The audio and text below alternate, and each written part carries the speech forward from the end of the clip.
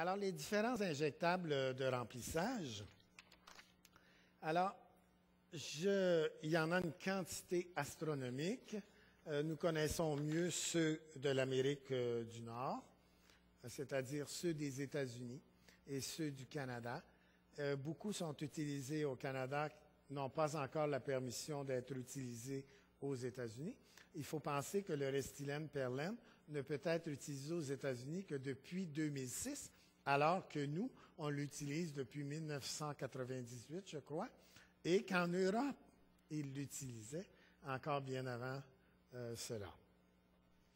En Europe, en Allemagne, surtout Dr. Seelen qui a fait beaucoup de mises au point sur les injectables, il y a des injectables qu'on appelle biodégradables, vous avez des injectables semi-permanents et vous avez des injectables permanents. Alors, la première gamme d'injectables qui est sortie, je ne ferai pas la revue de tous les injectables, mais je vais vous situer parce que ce qu'on fait aujourd'hui, on essaie de mieux comprendre l'ensemble pour mieux prendre des décisions par la suite quant aux choses à se faire dans le visage. Alors, ici, vous avez le Zyderm Easyplast, tout le monde a connu ça. C'était fait par Allergan dans ce temps-là. Alors, c'était le collagène que les gens se faisaient mettre dans le visage. Et mon Dieu, que ça a été populaire. Et c'était bon pour le temps. Parce que ce collagène-là, c'est un collagène bovin, donc il avait besoin d'un test. Mais malheureusement, ça ne durait pas plus que 2-3 mois. Après ça, vous avez ici le Cosmoderm et le Cosmoplast. Alors, le Cosmoderm et le Cosmoplast, encore par la même compagnie, c'est un collagène humain. Et c'est pas moi qui l'ai dit, c'est M. Pelletier, alors qu'il représentait la compagnie Cosmoderm ou Cosmoplast. Eh bien, ça vient d'une cellule souche d'un prépuce d'un enfant circoncis. Imaginez-vous ce que vous mettez dans le visage. Ça donne pas l'air plus sexy, hein? Alors, Cosmoderm, Cosmoplast, ça ne dure pas plus que 3 mois. Ces produits-là sont dépassés maintenant. On arrive à un autre groupe. Ici, j'ai de la misère à... Evolance qui est utilisé, qui, lui, Evolance serait fait d'une protéine porcine, qu'on n'a pas besoin, ça vient d'Italie, on n'a pas besoin de faire de tests. Ça durerait environ 12 mois. Je ne suis pas convaincu de ça pour l'avoir essayé. Le Restylane Perlane, qui est fait par Médicis, c'est des acides hyaluroniques, et je vais vous expliquer la différence entre quelques-uns. Vous avez un autre groupe, Restylane Perlane, ça durerait au moins 6 mois. Et moi, je vous dirais par expérience que ça dépend des patients, et ça dépend où on l'injecte, et ça dépend quelle est l'indication qu'on en fait. Et chaque produit, selon moi, a sa place et son indication. De là, l'importance d'avoir un médecin habitué, un médecin qui a de l'expérience, et pour bien visualiser ce que vous avez besoin, et que vous profitiez du produit, parce qu'ils sont presque tous au même prix pour vous, mais que vous profitiez du produit, et ça le plus longtemps possible. Bon, vous avez la gamme Ilaform. Ilaform, je n'ai pas aimé. Les patients n'ont pas aimé. Ils m'ont dit que c'était comme de l'eau, ça ne tient pas. Vous avez la gamme Juvederm. Juvederm qui est réticulé, qui fait comme un hamac, qui est plus viscoélastique et qui se marierait mieux avec la peau, qui est fait par la compagnie Allergan encore. Allergan est une bonne compagnie, des milliards par année. Ils détiennent le Botox, le monopole du Botox, et ils détiennent le monopole aussi de beaucoup d'injectables, comme vous avez vu. Et c'est pour cette raison qu'ils ont financé très fortement cette conférence avec un montant réduit. Voilà. Alors ici, vous avez d'autres injectables. Le silicone, banni à vie. Jamais personne ne doit recevoir de silicone liquide dans le visage. Si vous voulez, je ne vous montrerai jamais ça, mais si vous voulez voir des horreurs, je vais vous en montrer. L'artécole.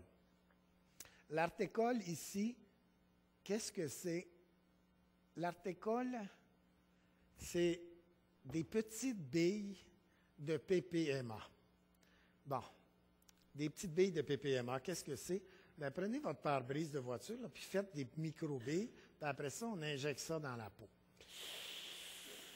Non, ça, si vous avez un problème, parce qu'on appelle ça un permanent, si vous avez un problème, le problème reste permanent. Je vais y revenir tantôt. Alors, ici au Québec, ça s'appelait Artécol, Artéfil. Tout le monde connaît les problèmes qu'il y a eu avec Dermalive, qui, encore une fois, c'est des lentilles cornéennes en microcristaux injectés dans de l'acide hyaluronique. Ça a été banni complètement. Et pourtant, ils disaient qu'il n'y aura pas de problème, c'est utilisé en ophtalmologie. Mais attention, des morceaux de lentilles cornéennes, il n'y en a pas dans la peau. Alors, ce n'était pas fait pour aller dans la peau. Alors, radiesse, encore une fois, radiesse, c'est de l'hydroxyapatite qu'ils ont mis là-dedans. Ils disent, ben oui, mais on l'utilise en dentisterie depuis fort longtemps, puis il n'y a pas de problème. Attention, il n'y a pas d'hydroxyapatite, c'est-à-dire de morceaux de cartilage d'articulation. Vous ne l'avez pas, ce produit-là, dans la peau.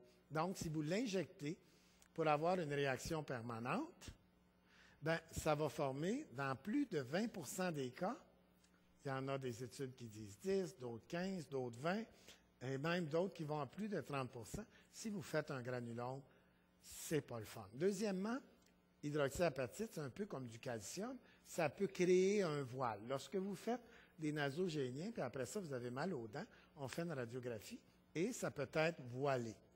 Vous en avez un autre qui est très, très à la mode, aussi Sculptra. Sculptra est fait, je vais relire, d'acide poly. Attendez un petit peu, là. Je ne vais pas le manquer. PPLA. L'acide polyactique, c'est un sucre, comme les acides hyaluroniques. Alors, il s'agit d'un sucre. Le docteur Seelen, qui a une expérience beaucoup plus importante, docteur Seelen Düsseldorf en Allemagne, je sais qu'il est à l'écoute, a une expérience beaucoup plus grande que nous avec ces produits-là, tous les semi-perméables et les perméables, parce que souvent, ils sont partis ou ont été faits en Allemagne et il nous a fait des recommandations très strictes à ce sujet et j'y reviendrai tantôt. Alors, lui nous dit très clairement que le Sculptra, il y a un pourcentage de ce sucre, parce que c'est un semi-permanent, il y a un pourcentage d'infection beaucoup plus important. Voilà. Qu'est-ce que l'acide hyaluronique? Donc, en regardant tout ce tableau-là, et pour de multiples raisons, on va s'en tenir aujourd'hui aux acides hyaluroniques. C'est certain qu'il y a des semi-perméables, des semi-permanents. Et vous avez des permanents. L'artécol, l'artéfil, le Dermalive. Jamais je ne vous conseille de vous mettre ça dans le visage. Je ne l'ai pas utilisé, l'artécol, l'artéfil. Pourquoi? Parce qu'en 2000, à une réunion à New York, au 911 Park Avenue, chez Dr. Sadi, ou je pense que c'est à Washington, chez Dr. Hoping, Dr. Seelen nous a bien mis en garde et nous a montré beaucoup de photos de gens qui avaient eu des complications avec ces produits-là, et il disait qu'il se ramassait sur son bureau avec plusieurs poursuites. Alors, si on fait quelque chose dans le visage, prendre ce qui est le plus naturel, ce qui se rapproche le plus de la peau, très important, et si possible, 0% d'effets secondaires ou de complications. Quand on est rendu à 10% ou 15% de possibilité de formation d'un granulome, c'est énorme pour un visage. Ça veut dire sur 100 personnes que vous faites, il y en a 10 ou 15 qui sont pris avec un problème, que je vous montrerai tantôt. Alors, qu'est-ce que c'est l'acide hyaluronique?